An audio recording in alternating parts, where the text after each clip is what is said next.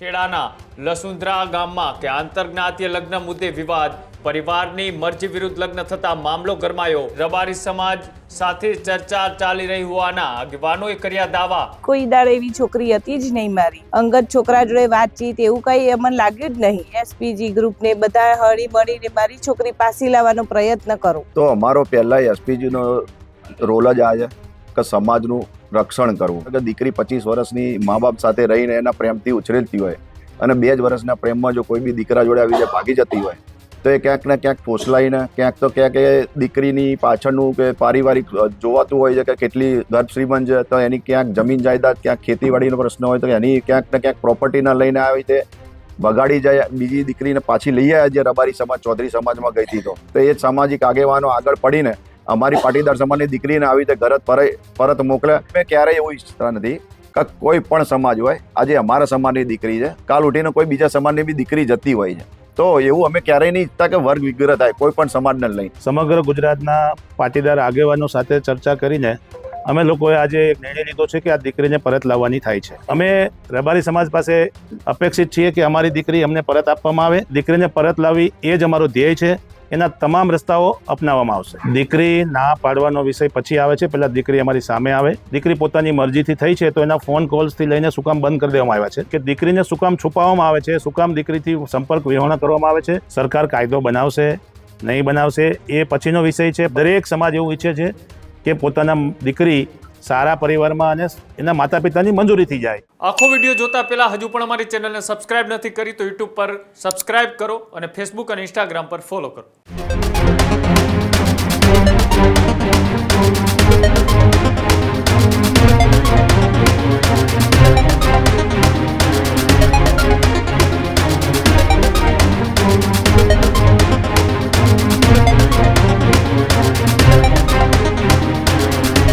છેલ્લા 2-3 દિવસથી આ આંતરજ્ઞાતીય લગ્નનો એ વિવાદ એ પૂરા ગુજરાતમાં ચર્ચાનો વિષય બન્યો છે। ત્યારે ખેડાના લસુંદ્રા ગામમાં કે આંતરજ્ઞાતીય લગ્ન મુદ્દે વિવાદ, પાટીદાર દીકરીને રબારી સમાજના યુવક સાથે કર્યા હતા લગ્ન, પરિવારની મરજી વિરુદ્ધ લગ્ન થતા મામલો ગરમાયો।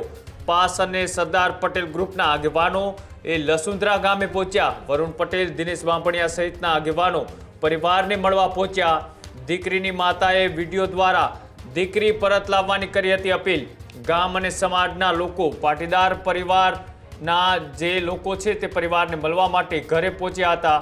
સાથે જ રબારી સમાજ સાથે ચર્ચા ચાલી રહી હોવાના આગેવાનોએ કર્યા દાવા। દીકરીને પરત લાવવા બાદ કાયદાકીય નિર્ણય લેવાશે, સાથે જ સામાજિક સુલેહ જળવાઈ રહે તેવી બંને સમાજને પણ અપીલ છે તે પાટીદાર આગેવાનોએ કરી। કે જ્યાં પાટીદાર આગેવાનો આજે એ યુવતી છે તેમના પરિવારની મુલાકાતે પહોંચ્યા હતા અને મુલાકાત કર્યા બાદ તેઓએ આ મામલો શાંતિ અને સુલેહથી પૂર્ણ થાય તેવી અપીલ છે તે પણ કરવામાં આવી અને સાથે જ રબારી સમાજના આગેવાનો સાથે આ બાબતે ચર્ચા વિચારણા ચાલી રહી હોવાના દાવા છે તે પણ કરવામાં આવ્યા। અને સાથે જ આજે મુલાકાત કરવા ગયેલા પાટીદાર સમાજના આગેવાનોએ મુલાકાત બાદ શું કહ્યું આવો તે પણ જોઈએ। હું તો એક જ અપેક્ષા રાખું સાહેબ, મારી દીકરી મને પાછી લાવી આપો। એના વિકલ્પ કયા રહેશે? સામાજિક રીતે અન્ય કોઈ કાયદાકીય વિકલ્પમાં તો એવું શું કહું સાહેબ, કોઈ દાડ એવી છોકરી હતી જ નહીં મારી, સારી ભણવામાં એવી, એનું વર્તન કેવું કોઈ દાડ એવું ખરાબ લાગ્યું નહીં કે અમે એનો મોત શોખ કંઈ એવું પૂરું નહીં કર્યું, એવું કશું જ બનતું નહીં સાહેબ। એ કોઈ અંગત છોકરા જોડે વાતચીત એવું કંઈ મને લાગ્યું જ નહીં। આખો સમાજ તમારી સાથે છે, સમાજને શું અપીલ કરશે? સમાજને હું જ કહું સાથે બધા હળી મળી, એસપીજી ગ્રુપને બધા હળી મળીને મારી છોકરી પાછી લાવવાનો પ્રયત્ન કરો। આજે સમાજના આગેવાનો તમારા કર્યા હતા, આપણે શું સમાજના આગેવાનો સામે રજૂઆત શું વાત કરી? બસ મેં હું એમને એ જ કહું, મારી છોકરી મારી પાસે જ લાવો। શું વાત કરી? મારે તો એ જ કહેવું કે બધા હળી મળી, કઈ વિખવાદ કઈ થાય નહીં, રબારી સમાજ સાથે હળી મળી બધા ભેગા થઈને મારી છોકરીની માગણી કરો કે અમને અમારી દીકરી પાછી આપો પટેલ સમાજની।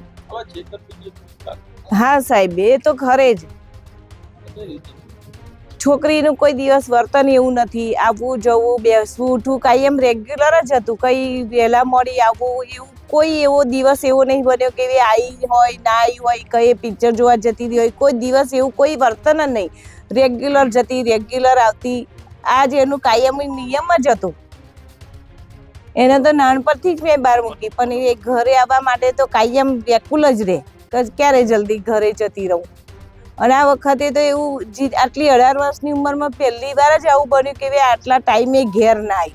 જો સૌ પ્રથમ તો અત્યારે પાસની ટીમ વરુણભાઈ છે, દિનેશભાઈ છે, અમારી એસપીજી ગાંધીનગર છે, ગૌરાંગભાઈની અધ્યક્ષતા હેઠળ ચાલે છે.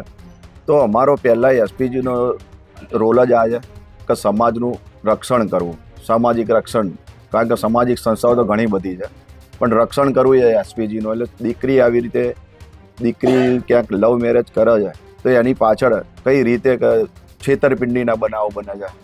આજે ધારો કે દીકરી 25 વર્ષની મા બાપ સાથે રહીને એના પ્રેમથી ઉછરેલતી હોય અને 2 જ વર્ષના પ્રેમમાં જો કોઈ બી દીકરા જોડે આવી જાય ભાગી જતી હોય તો એ ક્યાંક ને ક્યાંક ફોસલાઈને ક્યાંક એ દીકરીની પાછળનું કે પારિવારિક જોવાતું હોય છે કે કેટલી ગર્ભ શ્રીમંત છે, તો એની ક્યાંક જમીન જાયદાદ, ક્યાંક ખેતીવાડીનો પ્રશ્ન હોય તો એની ક્યાંક ને ક્યાંક પ્રોપર્ટીના લઈને આવી તે બગાડી જાય. તો જ્ઞાતિની અંદર આવા અસામાજિક તત્વો, કોઈ પણ જ્ઞાતિ હોય, હું જ્ઞાતિમાં માનતા નથી અમે, પણ આવા અસામાજિક તત્વો જો આવી રીતે આવા પગલાં ભરતા રહેશે તો આપણે આવી રીતે સમાજની કેટલીય દીકરીઓ, કારણ કે કોઈ પણ સમાજની દીકરી હોય એની સાથે આ પ્રશ્ન બની શકે છે. તો અમે આ સમાજ જોડે, પાટીદાર સમાજને એવી અપેક્ષા છે કે એ દીકરી જે રીતે ત્યાં બીજી દીકરીને પાછી લઈ આવ્યા, જે રબારી સમાજ, ચૌધરી સમાજમાં ગઈ હતી, તો એ જ સામાજિક આગેવાનો આગળ પડીને અમારી પાટીદાર સમાજની દીકરીને આવી રીતે ઘર પરત મોકલે અને સમાધાન રૂપે આવી રીતે નિરાકરણ લાવે કે જેથી કરીને દીકરીનું પરિવાર સુખી રહે અને એને સાંત્વના મળે. ખાસ કરીને ગઈકાલે તમે કહો છો એમ તમને સોશિયલ મીડિયાના માધ્યમથી ખબર, અત્યાર સુધીના કેવા પ્રયાસો હતા સમાજના રબારી સમાજ સાથે વાત કરવાનો, કેવો ઉકેલ આવે?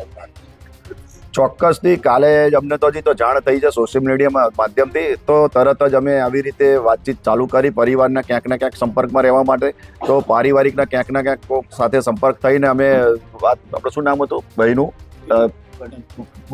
એની આપણે ભાઈ જોડે વિપુલ અને ગામના પરિવારના વિપુલ અને વીરુ બંને સાથે સંપર્ક થયો એસપીજીનો, અને એમણે વાતચીત કરી અમારી સાથે.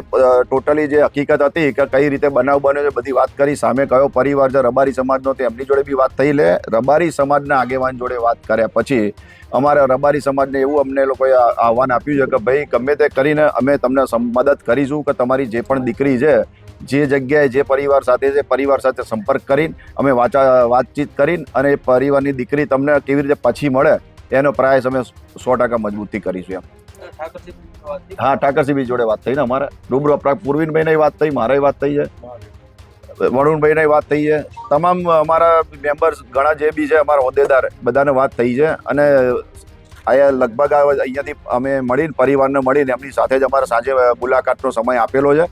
તો હમણાં જ અમારી એમની પર્સનલ મિટિંગ થવાની છે, જે બેસીને અમે શાંતિથી કઈ રીતે એનું નિરાકરણ આવે એની ચર્ચા કરવાના છીએ.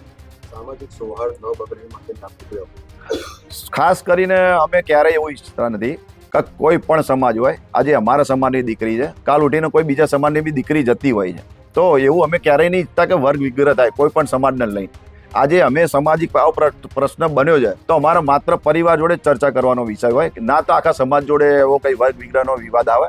સમાજના આગેવાનોને આગળ લાવવા પડે દરેક સમાજના, કે જેથી કરીને એ પરિણામ સુધી પહોંચી શકીએ કે એનું સોલ્યુશન આવી જાય, કે આવો કોઈ વર્ગ વિગ્રહ ના થાય એવી બી અમારી સાથે સાથે અપીલ થતી હોય છે દરેક સમાજમાં.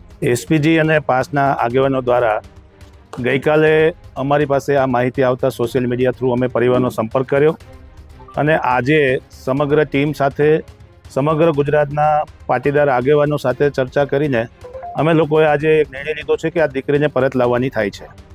આ દીકરીને પરત લાવવા માટેના જે કંઈ પ્રયાસો થઈ રહ્યા છે તેમાં અમારે એસપીજી વતી અલ્કેશભાઈ, પૂર્વીનભાઈને ટીમ મહેનત કરી રહી છે ગૌરાંગભાઈના અધ્યક્ષસ્થાને. સાથે પાસના વરુણભાઈ અને તમામ આગેવાનો આ ટીમમાં જોડાયા છે. મુખ્ય વિષય એ છે કે કોઈ પણ સમાજની દીકરી કોઈ પણ સમાજના પરિવારના લોકો સાથે લગ્ન કરે ત્યારે માતા પિતાને જાણ હોવી જોઈએ અને માતા પિતા આ બાબતથી દુઃખી ના થાય એના માટેના પ્રયાસો થાય.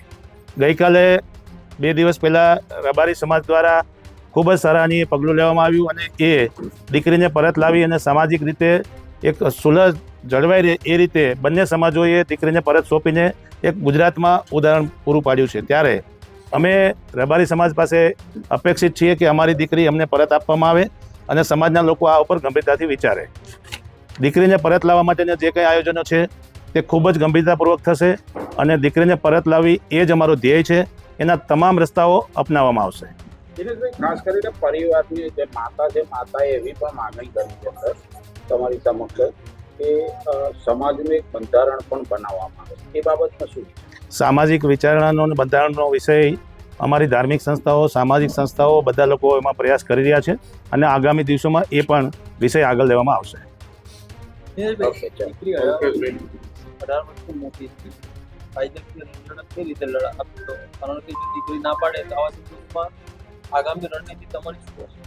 દીકરી ના પાડવાનો વિષય પછી આવે છે, પહેલાં દીકરી અમારી સામે આવે. જે રીતે અત્યારે દીકરીની સંતાડવામાં આવી છે, દીકરી સાથે વાતચીત કરવામાં નથી આવતી. જો ખરેખર દીકરી પોતાની મરજીથી થઈ છે તો એના ફોન કોલ્સથી લઈને શું કામ બંધ કરી દેવામાં આવ્યા છે.